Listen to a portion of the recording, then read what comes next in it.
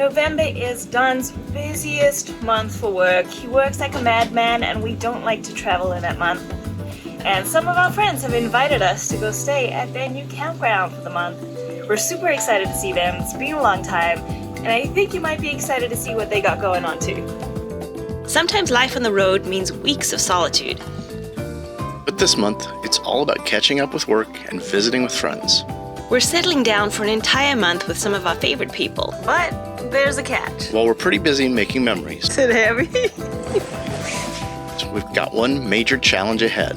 A critical part of the bus needs to be replaced. And since we're staying put, we've made a bold decision. It's going, but it's going real slow, so... Can we fix this ourselves? Or will we be stuck here for a while? Hey, what's going on? How you doing?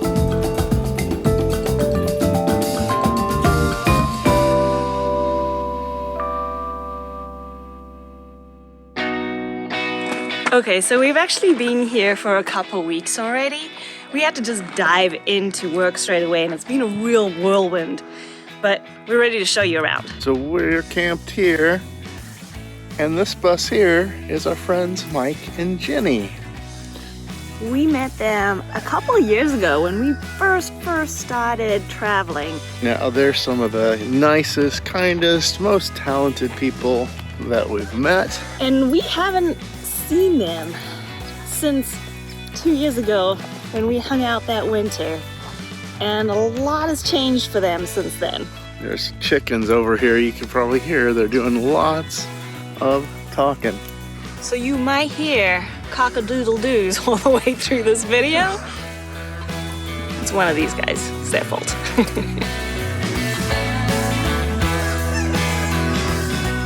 Now they still live in their bus here, but they've got 5 acres here in Tubac, Arizona, where they've got a retreat space, an event center, and a campground. But that's not all. They also do bus builds and solar installs. And we'll give you a tour of the whole place later on. But right now, let's go check out the bus build Mike's working on currently. It's a 45-foot MCI he's building out for a family of 5 who have 3 dogs. Now we get messages all the time from people saying we should start our own bus conversion company. And don't get me wrong, we're really proud of what we've done with our bus build. I mean, people do step into our bus and go, wow, when they first see it. But you start looking at those details and you can see we're amateur builders. And that's the thing, like with Mike, his precision and attention to detail, he's such a perfectionist, sets him apart as a professional. Basically, what we're saying is, hire Mike. Don't message us to try to build out your bus. what we got going on over here? Well, today, making drawer locks for their bus. Oh, right, this is automatic lock, so they just push a button and then it locks before they drive? Yep. Fancy. They're almost ready to be installed. I just have to put some little brackets on them. Basically, I'll take them into the bus and I will size each drawer up. Really, I can just push lock and the lock will drop into the drawer. But I'll have to fabricate a latch for the position for it to be unlocked. They're pretty fancy, and Mike posted some stuff on Instagram. We'll show you how they work here. Unlocked. Now slide open freely.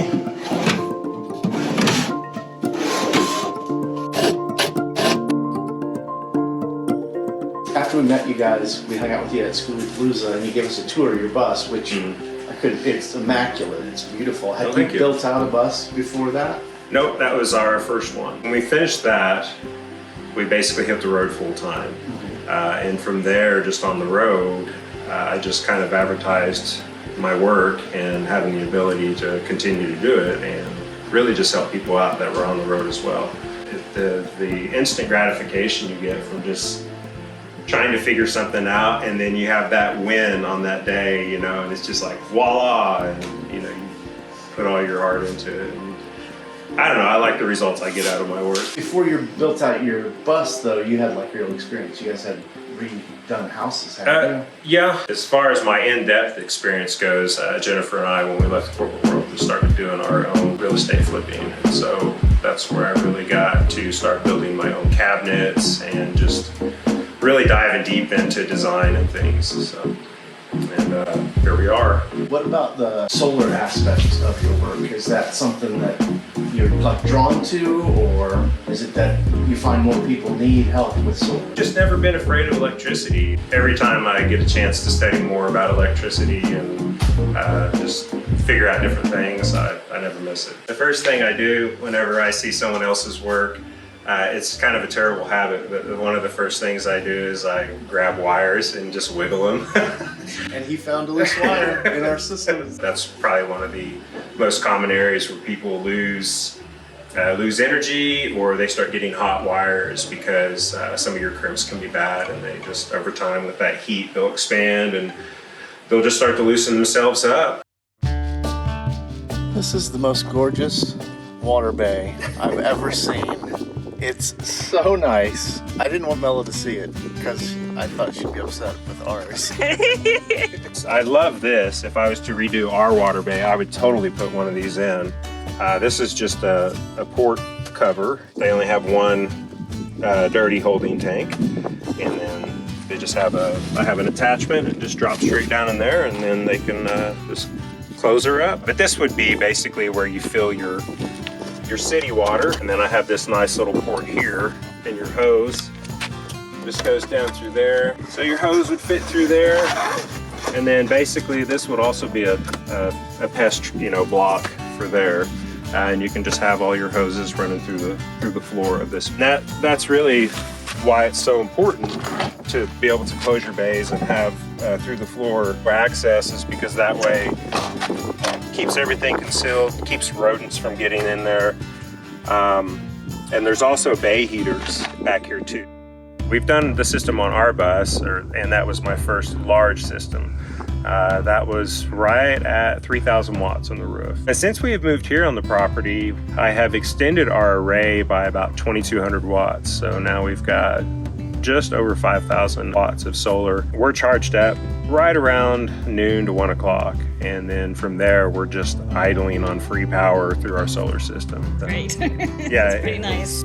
So this bus is the second largest system I've done. This bus actually has about, I think it's right around 4,400 watts on the roof. And these are also bifacial.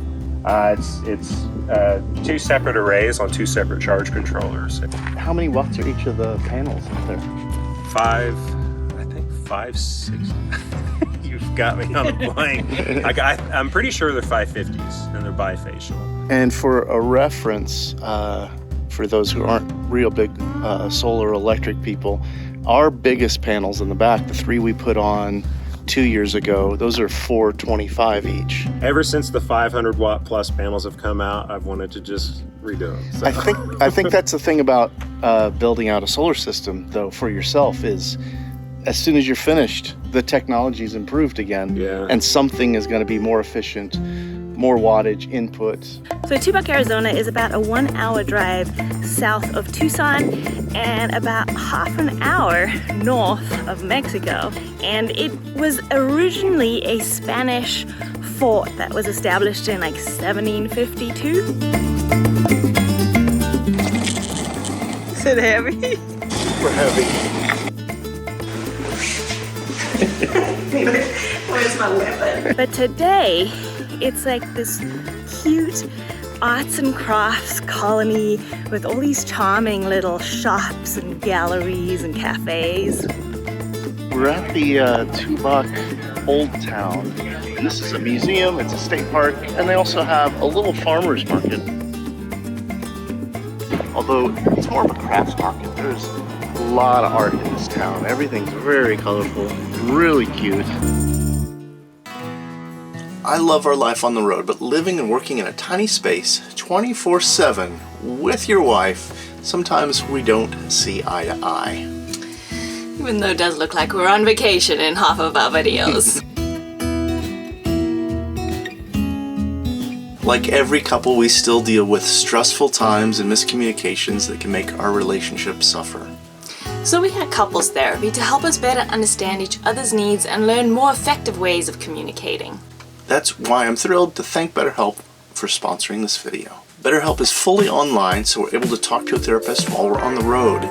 It makes therapy more comfortable since you can be in your own space, and more convenient since you can choose what times work for you. And they carefully make sure therapists on the platform are well qualified, and their customer support team is there to help you if you have any questions. All you have to do is fill out a quick questionnaire and you'll get matched in as little as just a couple days with a therapist from their diverse network of over 30,000 licensed professionals with a wide range of specialities. Don't vibe with the first therapist you're matched with. You can change therapists at any time. It's easy and it's no big deal. When Mel and I utilized a BetterHelp therapist, it made a huge difference and strengthened our relationship. Having a professional to bounce thoughts and feelings off of, or suggesting tools for improving how we act or react to the people we love, is such a wonderful gift to yourself. So whether you're looking to strengthen your relationship or find calm and clarity within yourself, start fresh any day of the year with BetterHelp. Click the link in the description or go to betterhelp.com/Rehabitate and get 10% off your first month of therapy. Now this area is beautiful, but unfortunately, we're not here to be tourists. We're here to work. I've only got one day a week off from my computer work. Today is that day, but I need to try to knock some maintenance out on the bus today. We got a coolant sensor that actually just snapped on us. It's been held together by duct tape. Since I know we're staying put here for another 2 weeks, that gives me 2 weeks to try to troubleshoot and fix this thing. It's one of those little things that could be a big problem if we're driving down the freeway and all of a sudden the engine thinks we have no coolant because the sensor breaks off. I've got a new one here from NFI Parts. It looks like it's in really good shape. It looks like it's exactly the same. Again, until I pull that old one out, I'm not gonna know if it's exactly the same piece or not. But first we need to drain all the coolant in order to change the pot out.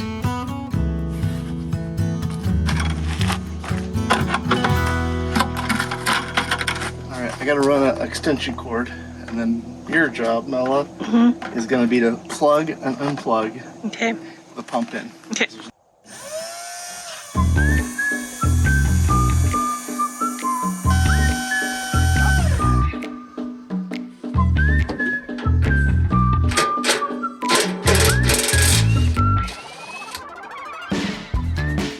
It came out? It's not leaking. It's not leaking. Alright, we got enough out and it's not leaking. Good. So first half is done. The next thing I need to do is disassemble this. What's that? This is the connector that's got half of the old. See, this part broke off. So this is the old one that's broken off. And this is the new one. So this piece is still up there. I need to remove it without damaging the connector.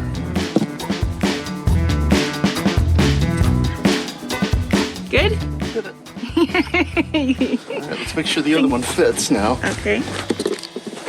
It's secured all the way. Just gonna see if it actually fits in there. Yeah, that's gonna be good. So all we need to do then is screw this in. That's much more than that. It's as tight as you can get it? Yeah. Okay, connector's back in. That's it, huh? Now we just gotta put the coolant back in? Yeah. Well, that seemed easy. Don't say anything. Sorry. So we're finished. So now we're gonna make a little extra barrier for our pump because we're gonna just return all that coolant back into the tank. Wrap a little this around it, and we're gonna use flex tape to hold it on.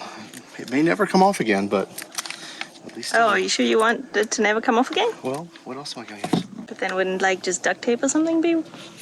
Sure. I said it was real easy. I suggested the duct tape, so if anything goes wrong in this next step, I'm pretty sure I'm gonna be blamed. Got family history with duct tape. My Family history. My grandfather was notorious for using duct tape for everything. He would fix his holes in his socks with duct tape Oh no. before he would buy new socks. Oh my goodness. Okay, there we go. Filter. Just a little, keep a little more sediment out. Hook everything back up. Oh wait, I gotta do the plugging in again.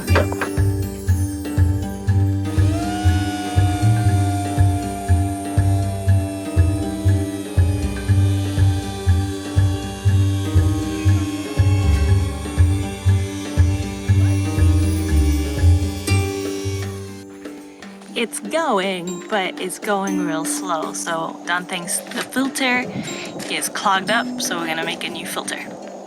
Oh, that sun is hot now. Yep. Arizona in winter. Let's see if this does it now. I think the other one was just waterlogged. Okay. Alright, it's just not sucking up the last little bit, so Don's got a new plan. He's always got plans. Man with a plan! I'm gonna filter the coolant into a clean trash bag so that we're not trying to suck through a waterlogged rag filter. And then that way we can just take the filter off of the pump hose and set. See how this last bit is real slow, but see all those chunks of wood and dirt and iron. That's what I'm trying to keep out of our system. Cool. But it's a lot easier to throw away one rag and trash bag than just to try to figure out where to get rid of the coolant without causing an environmental danger. It's sweet, so if people dump it, animals, even wild animals or your cats or dogs, they'll lick it and it can kill them. If you drink enough of this as a human, it gives you leukemia. I think that's a plot of a movie or two. All right, let's try it. Go for it.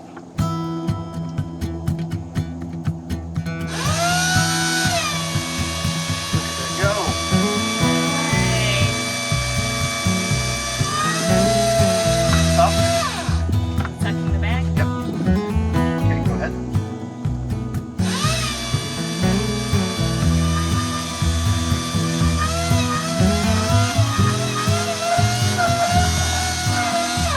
So the only thing we got to do now is start the bus, make sure that the sensor for the coolant is working. We'll know instantly if it's not, because it'll basically tell us, no, you can't run the bus. But before I start the bus up, I'm gonna borrow Mike's power washer and blast the bottom of the bus, because we got a little oil leak and I want to see where it's coming from to see if maybe I just can tighten something or there's a little release valve that could have shaken loose over the years. So I'm gonna do that first.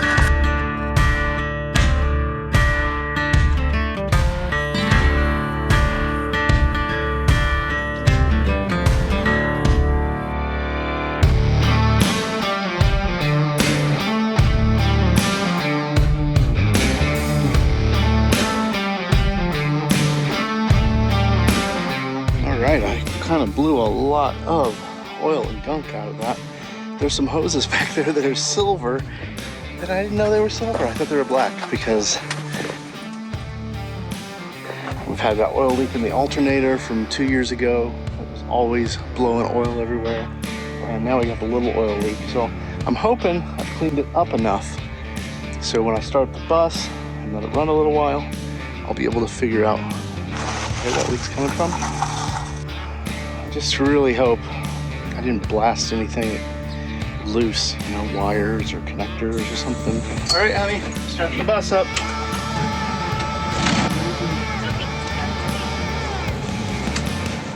Always a good sign when the bus starts right up.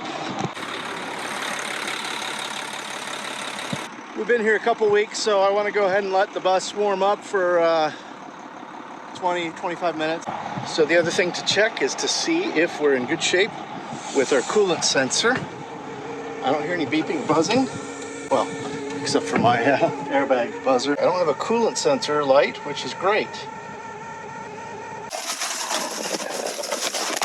Well, there's a tiny little splunch of crud. It looks more like it was shaken off. It doesn't look like an oil leak. It looks clean, the whole cardboard. A little bit of water from when I sprayed it down shaking off the engine. So I'm feeling good about this operation. No problems up there with our new sensor. and cleaned it off. I was able to put the bus in neutral, drive, and reverse. It shifted fine. I didn't move anywhere, but that tells me that I didn't screw up any connections to the transmission. It's a pretty successful day. Yeah? Who wants the egg? You want to split the egg? Who wants the juice? Who always wants the juice?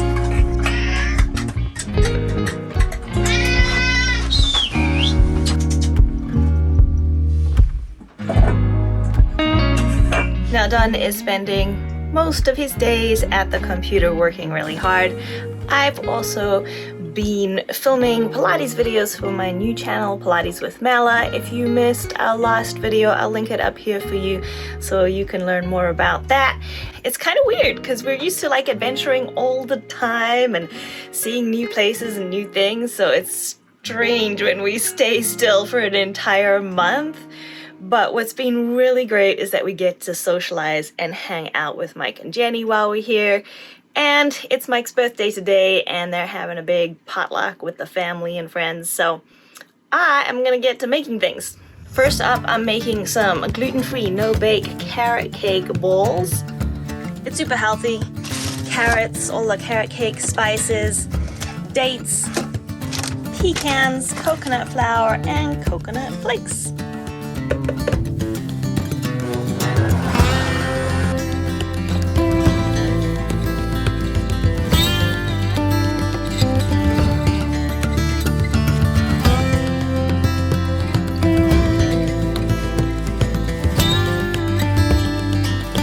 Carrot cake bowl done. They're delicious. Next up, Don's going to roast a chicken, and I'm gonna make some zucchini fritters.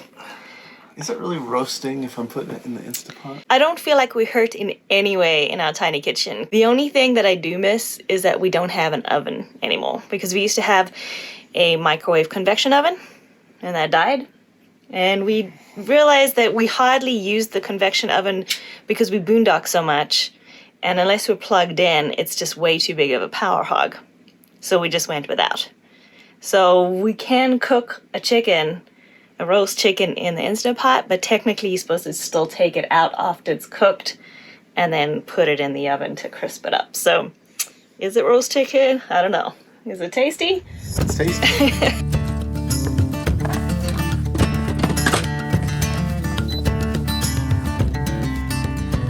I have just realized that my zucchini fritters are pretty much the same thing as my carrot cake bowls. You grate the vegetable, you add some other ingredients, and then you make bowls. So you have to get the water out of the zucchini first. So I let it soak with a little bit of salt in the fridge for at least 20 minutes. And then you put it in some cheesecloth and you just squeeze all that juice out. Added some cassava flour, red onions, goat's cheese, and underneath there is some beaten eggs, a little salt and pepper to taste, and let's make some balls.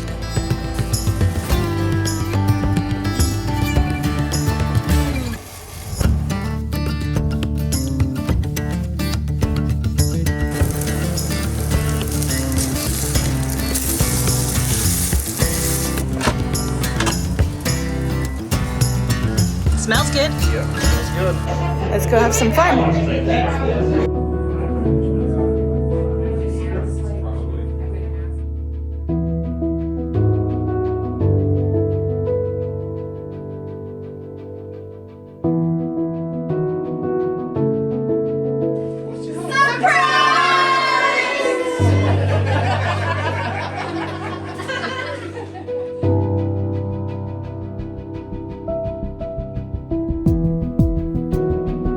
Gotta blow his candles out.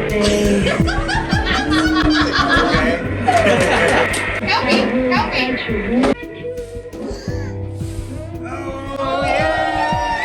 I'm trying not to get emotional, but she's just done an amazing job. And I was an idiot. I had no idea. Thank you so much. I love you so much. And you did so great. Oh,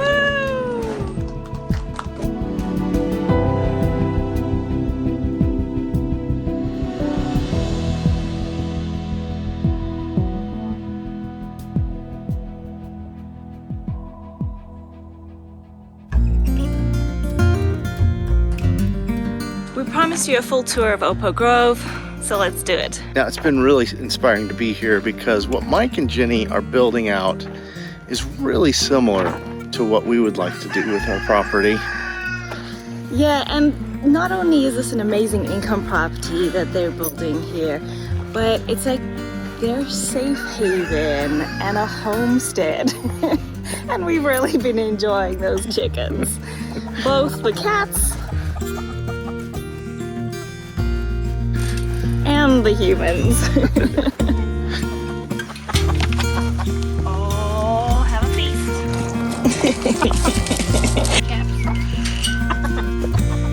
This crystal.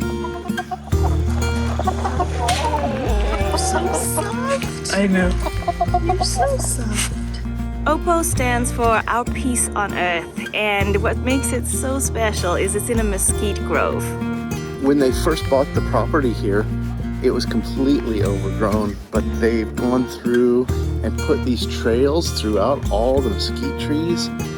And one of our favorite things to do has just been get out every day, do 3 or 4 laps in the morning and then again in the afternoon. I think my favorite part of the day is when the sun's just gone down, because they have these fairy lights all along the trail, and when they light up because it's getting dark, it's kind of magical. You know, they've got dry camping set up for RVs. There's some designated areas for tent campers, but they also have plans to build out some tiny homes on the property too. So Mike is the builder, and Jenny is the decorator and event planner. So together they make a really good team. Let's go check out the event space. You've already seen the outdoor area here on the porch from Mike's birthday party, but they can use this for wedding receptions, parties, workshops, all kinds of events.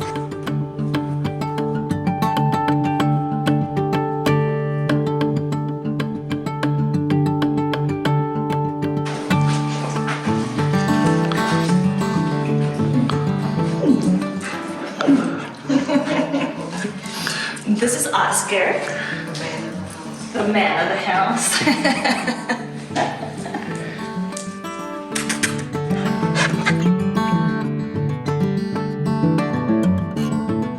As you can see, this place is huge inside. There's loads of space for all kinds of fun things to happen.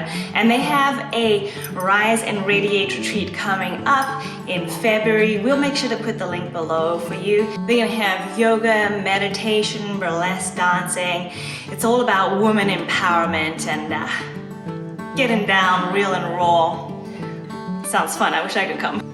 This kitchen is kind of bigger than our bus.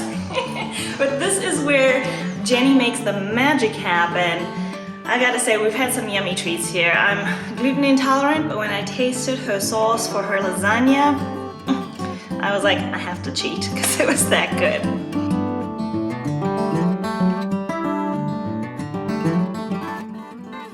My favorite thing in this room is these church pews. I think they're pretty unique.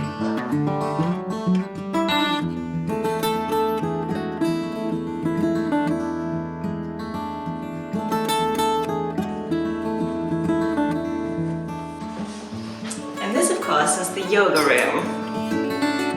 Of course, it's multifunctional. You can see they've got some singing bowls. It's just all around general wellness and calm and soothing. And I have one more thing I want to show you in here that's pretty cool. Recently, they had a drum making workshop. This right here is the drum that Jenny made.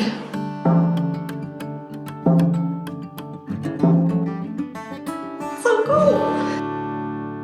Now, on top of the event center downstairs, upstairs they actually have an Airbnb rental. And I'm really excited to show it to you because I think Jenny knocked it out the park. It's such a big, expansive space. Like, these ceilings are so high, I don't even know how to guess what that is. Maybe at least 15 feet. It really goes up. And the white walls help make it feel really big. But all these pops of color energize it in a way that, I don't know, I just love the design. And Jenny's been telling us that it's filled with little bits of pieces from her childhood, like this. Now super cozy in here, but you also have an amazing view of the mountains out this window. Bedroom, another beautiful room full of colors, and these baskets, I've never seen anything so huge in my life, and I want them even though I don't know where I'd put them in our tiny bus. I don't know what to say about this bathroom other than it's so big. I mean, you could have a party in this shower. But the other thing that makes this great is, yes, it's an Airbnb, so if you just want to come and visit the area, you can rent this out and stay here. But it's also great for if you want to have a wedding here, because, you know, this could be where the bride would be getting ready. There's loads of space in the bathroom, lots of mirrors to see what you look like and get the bridesmaids ready too. Now it's set up like a true bed and breakfast, so there's no kitchen upstairs. In the morning you go downstairs for breakfast and Jenny serves you some tasty treats. But they do have the little coffee station up here, so you know you can make your coffee in the morning.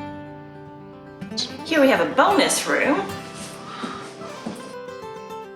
You got a sleeper sofa, so if you're a family, you can put the kids back here if you want. And there's a little space for working if you like us. You can travel, but you gotta take your computer with you and do some work. Now I love the inside, but honestly, I think the best part of this Airbnb is the balcony. Let's go.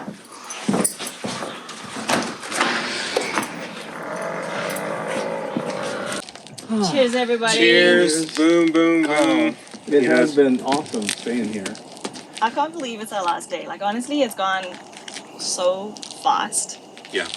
I mean, we've all been working hard, right? But we've had some good times, and we really appreciate it. Well, it's been a joy having you guys here. So, I mean, listening to your generator all the time. Considering what a busy time we've had here, spending this time with Mike and Jenny has been amazing, added so much to our days. From sharing dinners at night, enjoying the magic and energy of this beautiful land, and being involved in their events, this month has flown by. Mel has been successful in getting her Pilates with Mela channel launched, and I've been learning to DJ. It was amazing to share this beautiful space with our friends, and this is exactly the kind of connection and adventure we dreamed up when we first set out on our life of full-time travel. But we never say goodbye. We just say, see you down the road. Before we leave, we got an announcement. We're going to be doing a Q&A in our next video, so if you got some questions for us, whatever it's about, drop them below in the comments and we'll answer in the video. To the best of our ability. Let's be reasonable with those questions, people. Sure. I'll check you out. Get all your beard hair off you and stuff. I pretty much run Rolling Homies, but sorry, I'm looking at the camera. There we go. Edit number 1. Our peace on earth stands for Oppo. All right, you don't have to say anything special.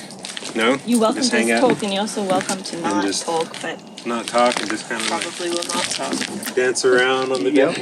No, you gotta stay in the shot. Oh, You sorry. gotta stay in the shot for this one.